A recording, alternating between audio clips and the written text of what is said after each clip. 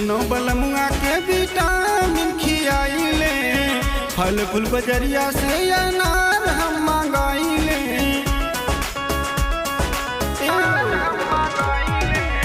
केतनो बलमुआ के विटामिन खियाइले, फल फूल बजरिया से अनार हम मंगाइले।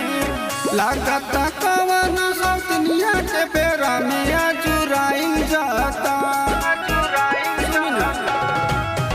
लागत कवन सौतनिया के फेरा में अजुराइल जाता, हो अजुराइल जाता।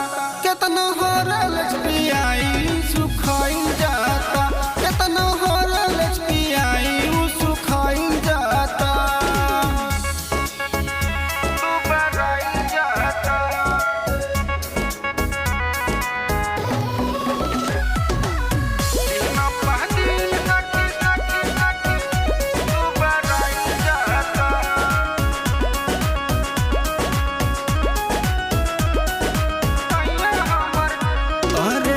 एक लीटर दूध के उठावा न करावेली, पिस्ता बादाम काजू किशमिश खियावेली।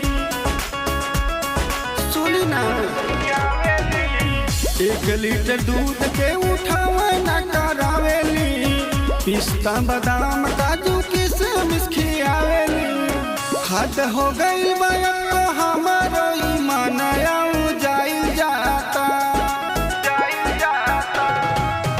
हद हो गई तो हमारो ईमान जाइल जाता, जाइल जाता।